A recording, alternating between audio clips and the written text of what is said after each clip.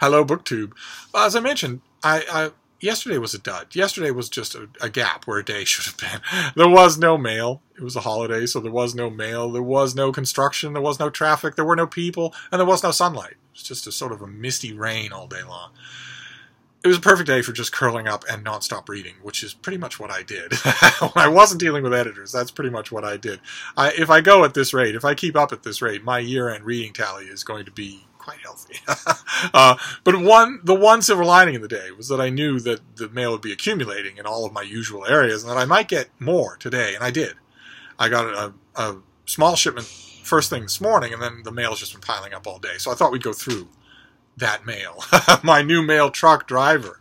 I have a new mail truck driver who is still learning his route. He's still learning his times and who he likes and who he doesn't like, who the friendly people are and whatnot, and what kinds of things they get. And he's starting to realize that I get a lot of mail, and that's great. We just go out on the... He's a really nice guy. We go out on the porch and just chat for a bit, which is fun. And he dropped off a lot of mail. So let's just go through it all. And get back in the swing of things after a day off. I took a day off from BookTube. This is not good.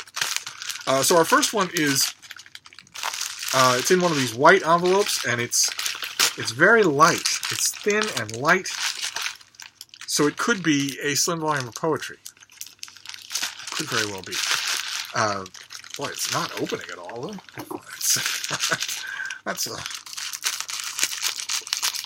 That's a bad omen to start things off. We start things off and it's trouble. What if that means the whole mail haul is bad? Let's see. What was so much trouble that we had to fight for it? Oh, God. It is a slim volume of poetry. Oh, my. You want this, baby? Ooh.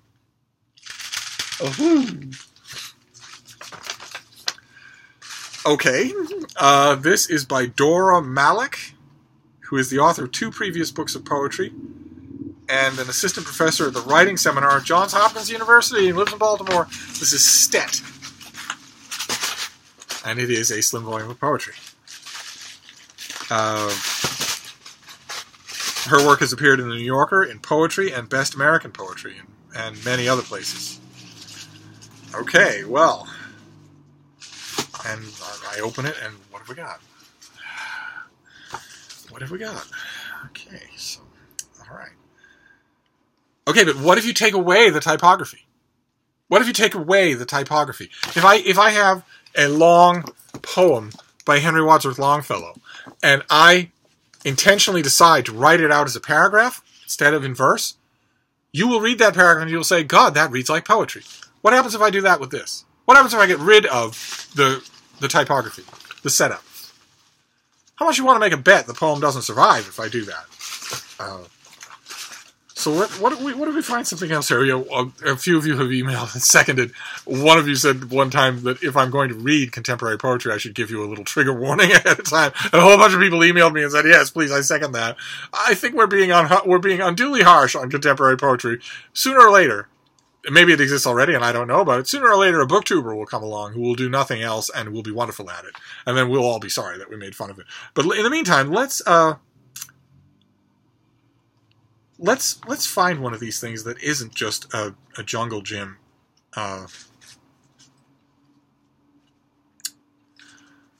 Okay, all right. Well, let's do the poem Stet. Last meme down to off our inner faith in lit ions. Amen. In parentheses, fin.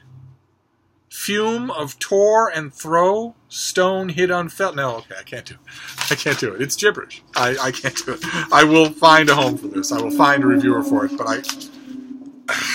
Okay. All right. Well, all right. We're off to a terrible start. Terrible. We have a lot more to do here, so we'll see if we can't. Let's fix things right away. What's that?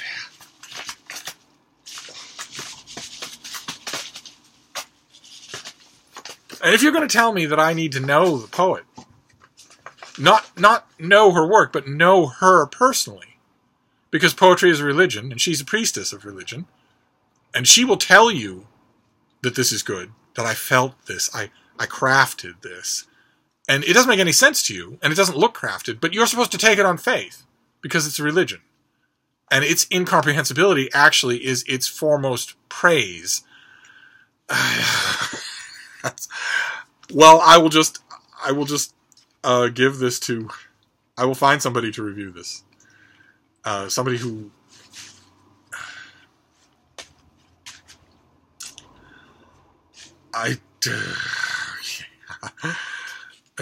There's one called Writ in Ore.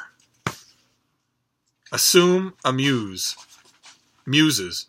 Us. A seam. So it's a rearrangement of the spelling of the word muse and assume. Assume, amuse. Okay. All right. Well, all right. Let's move on. Let's just move on. What have we got here next? Okay. We have a collection of short stories. Publishing for the first time in the United States. Okay, so this is by Leila Abuela. It's Elsewhere Home. Leila Abuela is an award-winning novelist and playwright. She grew up in Khartoum in the Sudan, and she lives in Aberdeen, Scotland.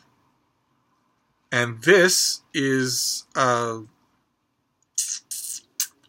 collection of stories that offers a vibrant tableau of life as an immigrant abroad.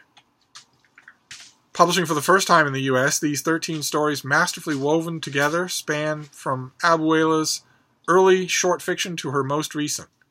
Oh, so this is like a collection of stories, of her stories. In the one called The Museum, a wealthy Sudanese student in Aberdeen befriends a Scottish man who offers to take her to an African museum. A teenager returns to Egypt with her mother, and both find that their Cairo has changed. A young woman's encounter with a former classmate elicits painful reminders of her former life in Khartoum. Okay, all right. So this comes out in February. Sounds like it's going to be heavily autobiographical. Okay, so this comes out in February.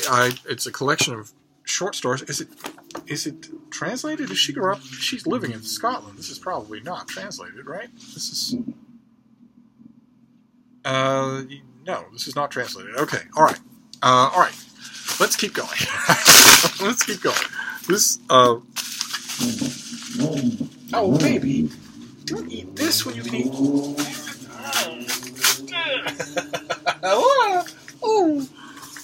Okay, this next one is from Europa Editions, the great folks at Europa Editions. What have we got here? This is by Alicia Jimenez Bartlett, and it is Naked Men. In the finished copy, they do these lovely finished copies. They're just fantastic publisher. And this was the winner of the 2015 Planeta Prize. So is this from 2015? Yes, it is. Okay, so this is a 2015 novel that's now being translated into English. So we're doing more translated or more. This is a very very eclectic beginning. I don't usually do eclectic. What have we got here? She's one of Spain's most popular and beloved crime novelists. Those of you who are in Spain, is that true? Is she a popular crime novelist? She was born in Almansa, Spain in 1951 and has lived in Barcelona since 1975. After the enormous success of her first novels, she decided to leave her work as a teacher of Spanish literature to dedicate herself full-time to writing. Wow. Okay. And she was awarded the Planeta Prize for The Naked Men. And what is The Naked Men? Irene's husband has left her for a younger woman, and her family business is on the verge of collapse, but she doesn't seek pity. On the contrary, with the help of a trailblazing and flamboyant old acquaintance, she begins to liberate herself from the bourgeois trappings of her old life and the prying and judgmental eyes of the old crowd of couple friends. Javier is an out-of-work literature teacher. Adrift, he reconnects with Ivan, an acquaintance from his childhood, who introduces him to the world of stripping and male prostitution. Circumstances bring Irene and Javier together, but the relationship is based less on physical intimacy and more on the erotically charged dynamics of domination, subjugation, and humiliation. So they get married, in other words. Oh, that was terrible. All right, so this comes out any day now. This is an October release. I think I got the advanced copy of this and just never got to it. So it goes on the pile of immediate October reads. I'm doing a lot of reading these days, and that does sound really good. So, all right, let's move on here. Nothing like Europa editions to cleanse the palate. They're so good. What's that? Oh. All right, what is this next one? Oh, my. Oh, goodness gracious. Okay, this is a November release. Thank God. This is by Barbara Stolberg-Rillinger. Translated, I assume, from the German. Or is it from the German? Let's find out. It's from Princeton University Press. Yes, it's translated from the German. It came out in 2013 in Germany. This is The Holy Roman Empire, A Short History. And they mean it. This is a tiny thing. Not to be confused with the Holy Roman Empire history that was 1,000 pages long from, I think, a couple of years ago. It was tremendously good. I keep waiting in vain for it to show up in paperback, but I'll jot down the details down below. Tremendously good, 1,000-page chunker on the Holy Roman Empire. This, instead, is a tiny thing. The Holy Roman Empire emerged in the Middle Ages as a loosely integrated union of German states and city-states under the supreme rule of an emperor. Around 1500, it took on a more formal structure with the establishment of powerful institutions, such as the Reichstag and the Imperial Chamber Court, that would endure more or less intact until the empire's dissolution by Napoleon in 1806. The author provides a concise history of the Holy Roman Empire, presenting an entirely new interpretation of the empire's political culture and remarkably durable institutions. Okay. This pub sheet calls it authoritative and accessible. Okay, so who is Barbara Stolberg-Rillinger when she's at home? She's young. She's the professor and chair of early modern history at the University of Munster in Germany. And she's written many books, including an acclaimed biography of Maria Theresa, which I don't think has been translated to English. I would like to read it. I'll have to hunt that down. Which won Germany's prestigious Leipzig Book Fair Award. Okay, fantastic. All right, so it's going to be weird. It's going to be weird. This is November, so I don't have to read it right away, but it's going to be weird to read it in the shadow of that 1,000-pager. Because this is the length of the endnotes in that previous book. Interesting. All right, let's move on here. Still a lot of books to do. This is a finished copy of something. What's that, baby? Oh.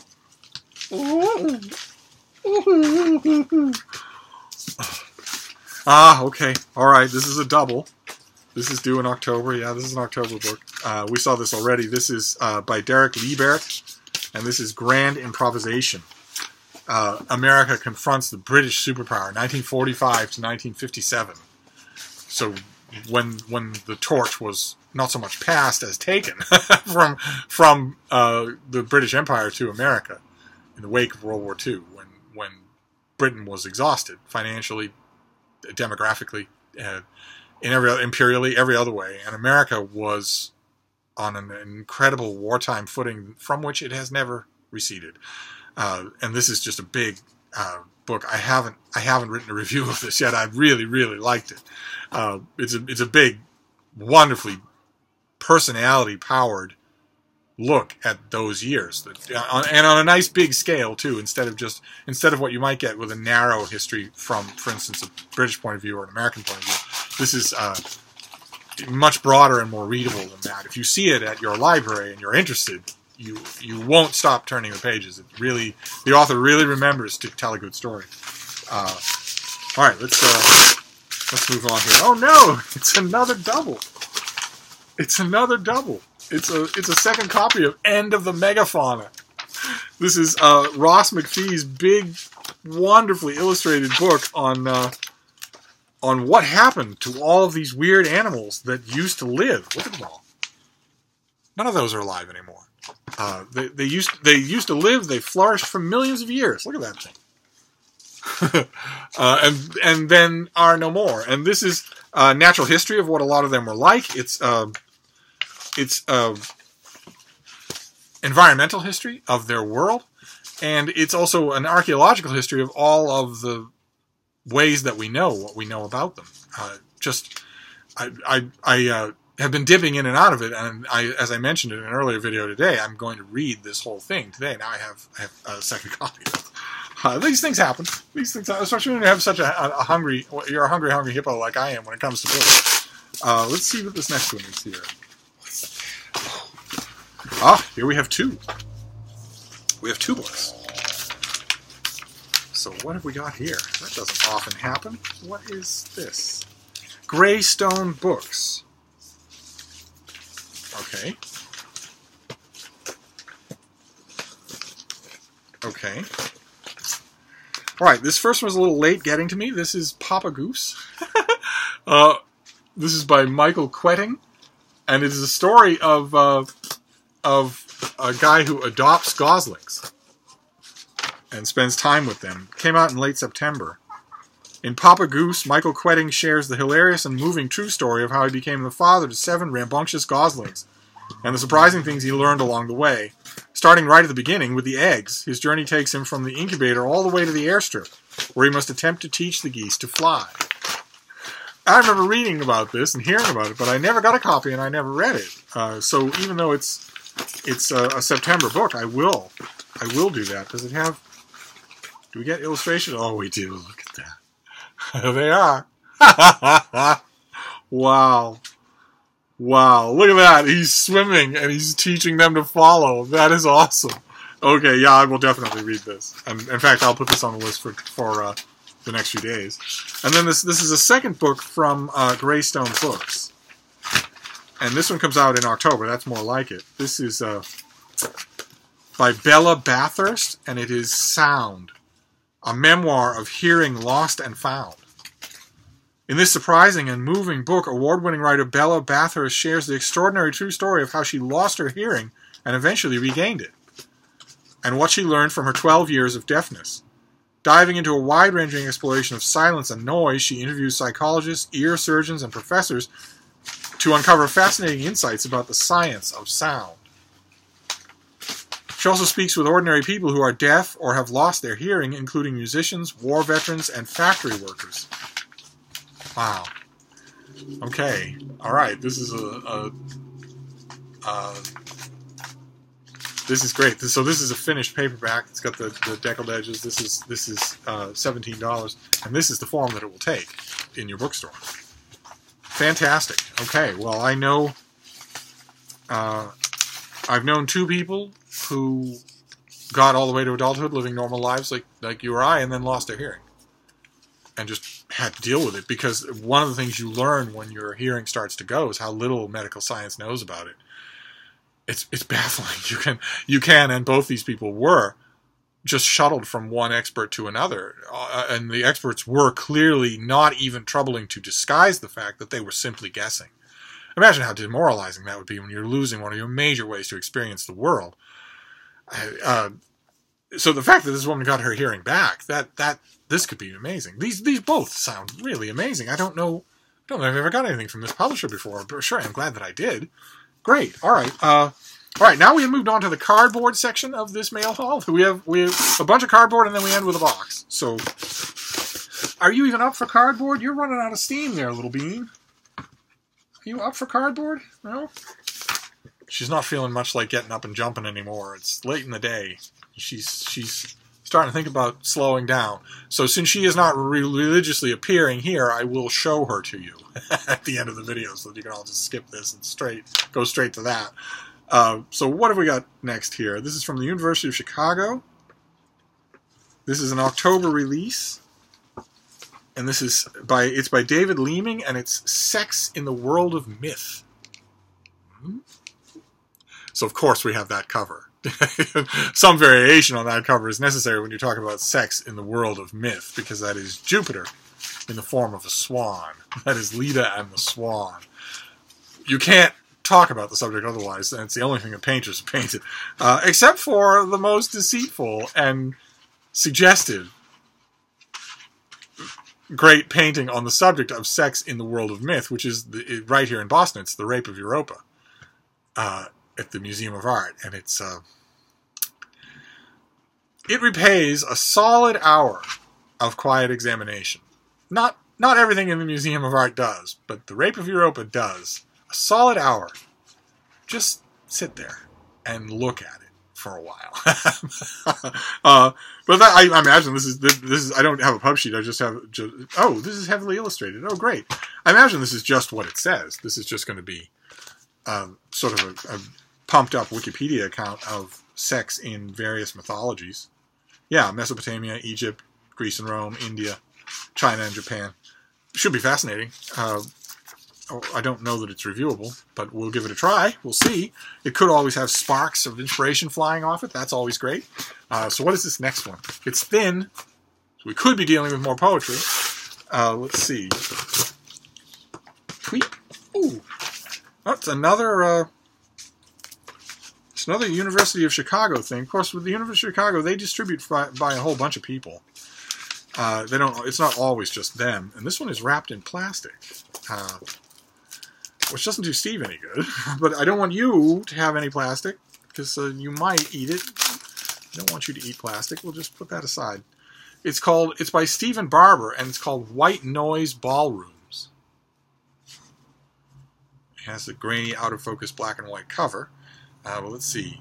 A lost city in the north of England during the momentous winter of 1978 and the accelerating collapse of the UK's final socialist government, the so-called Winter of Discontent, and the final winter before the onset of the Thatcher era, which will imminently raise and transform everything and everybody in that city.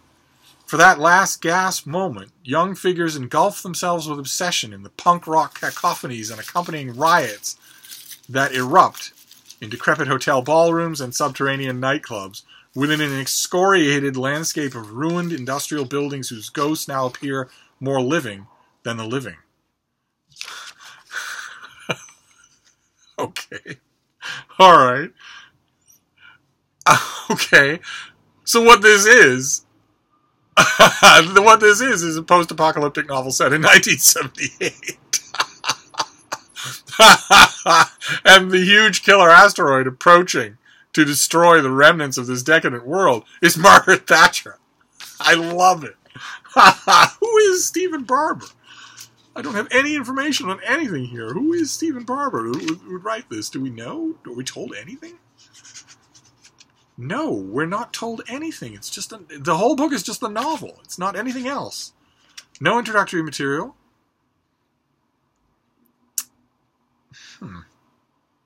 Many years after that winter, standing in the Berghain nightclub, a former electricity generating station that once served the Karl Marx Allee in East Berlin, I looked up at the striated, chemical-encrusted and disintegrating walls of the abandoned turbine room, blurring and insurging with the nightclub's cacophony, and started to remember the walls of the Futura tram shed and that city in the north, in that desperate winter of ecstasy and exhilaration consigned to oblivion.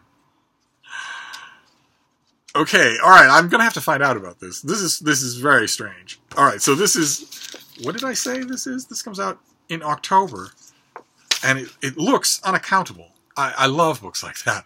It looks like it just is what it is, and it's not even going to care about packaging or palaver of any kind. That's imagine a book where you don't know anything about the author. Okay, that's fascinating. I'm glad it's coming up because I want to get right to it. Then we have another one. This is even thinner. If this isn't poetry, I'll eat my hat because there's nothing that is this small. Let's see what this one is. Bean is now on the other side of me because once I told her that she couldn't have the plastic, it became the only thing she wants. You don't want cardboard. You know, just turning your nose up at it. You want the plastic. Oh, God, this is another one wrapped in plastic. Okay, wonderful. That don't do me no good. You're going to have more plastic for you to stare at and ignore. Because you can't have plastic, Bean. You'll swallow it down and it'll stick.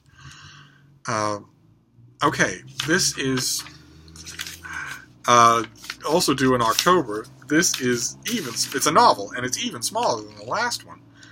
And it's by the same people, Diaphanes Forward Fiction, an imprint that the University of Chicago is just distributing. And this is Rockabilly by Mike Wilson. Tiny little thing. A meteor crashes into greaser Rockabilly's backyard, setting off a ripple of strange events. The tattoo of a pinup girl on his back comes to life and begins to exert her murderous control over the suburb. His precocious teenage neighbor, Suicide Girl, who likes to longingly spy on him from her bedroom window, starts lactating. Now her pet lizard has gone missing. Meanwhile, an invalid with a condition called facial cranial infantilism begins to act like the disturbed man everyone expects him to be, pacing the block to quiet his unseemly thoughts.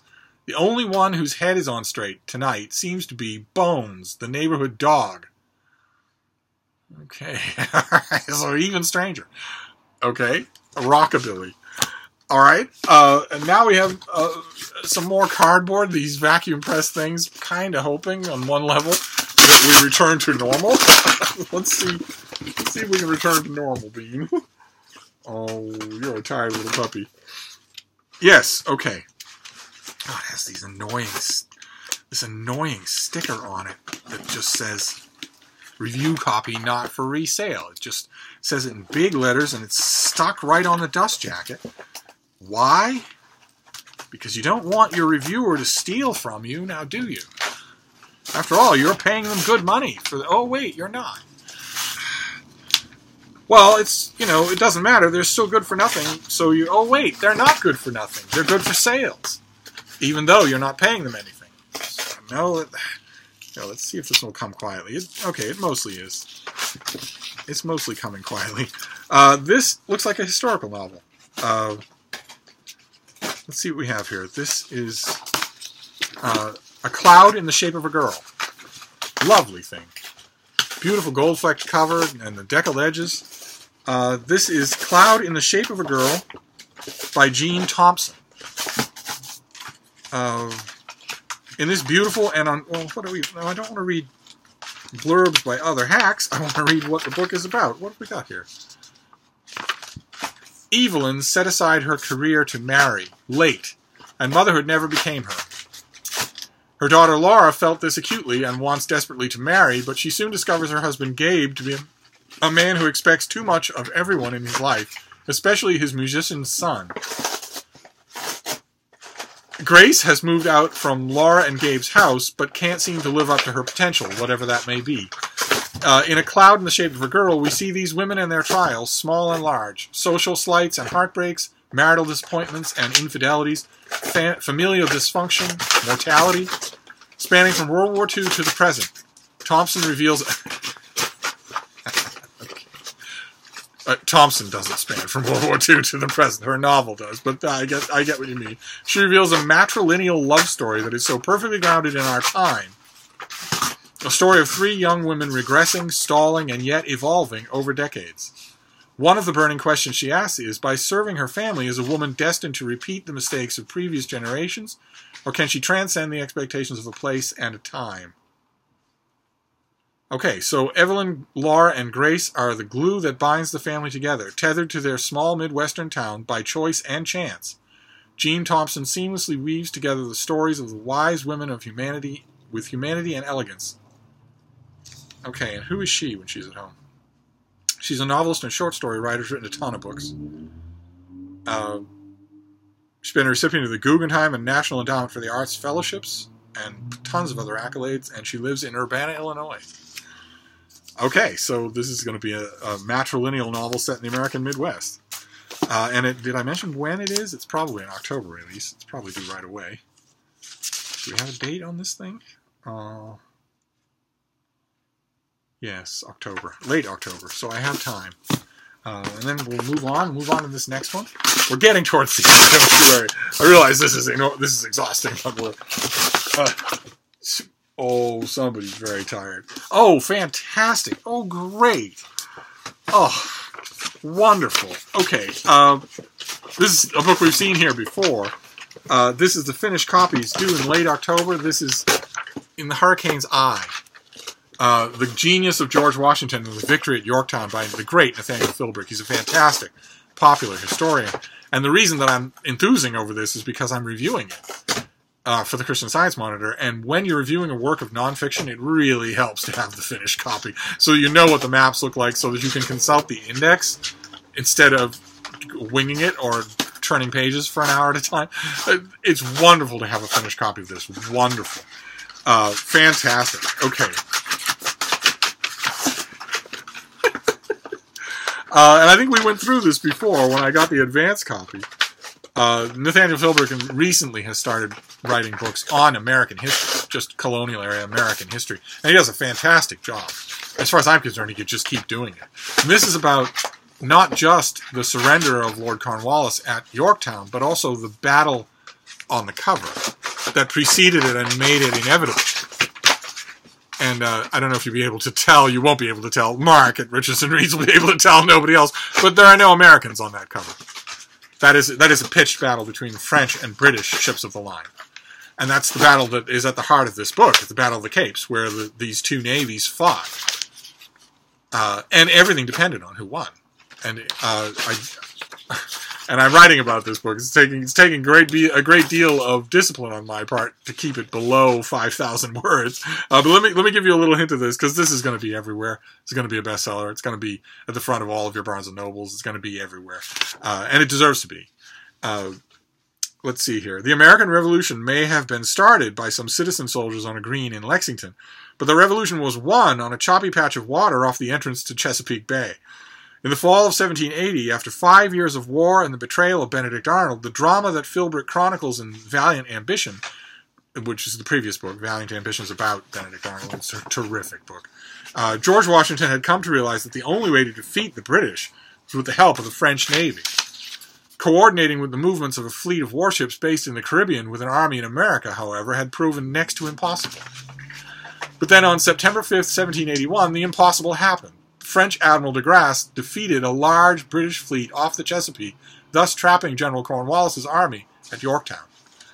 And those of you who have been watching this channel for any length of time will know exactly what trouble I'm having with this book.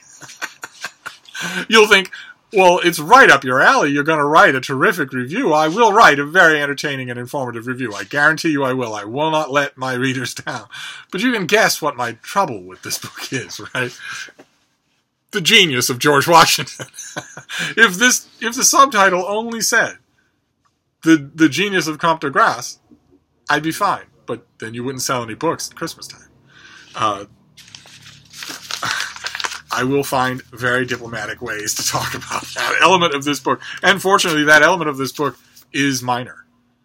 This is really what Philbrick is doing so well. And with Valiant Ambition, with Benedict Arnold, he tells the full details full of personalities of a story that everybody knows only a little bit in American history. They know that Benedict Arnold's a traitor. But they don't know anything about the details. Or even what he did and when and with whom. They don't know any of that. And that's what Valiant Ambition did. So it was a story on a big scale. Same thing with the surrender at Yorktown. Americans might, maybe, 1 in 10 of them might know the name Yorktown and might know that Cornwallis surrendered at Yorktown. I shouldn't say 1 in 10. It's probably 1 in 25, 1 in 30, something like that. I guarantee you, if I took my iPhone and filmed and went up and down Hyde Park Ave tomorrow and asked people what happened at Yorktown in 1781, they wouldn't. No one would know. And this is a street covered in college students, covered in older professionals. No one would know. I guarantee it. It reminds me of when I worked in a bookstore one time. I was having an argument with Deb about how little history our own coworkers know. Right in the 20th century, how little they're selling books and they're surrounded by literature and facts and writing history all day long. I said, I guarantee you they know nothing about history. And she said, oh, come on. She said, I'm sure they know something. And I said, if I ask them 10 questions, you will be astonished at the answers. And one of the questions, I eventually did, just informally, in a friendly way.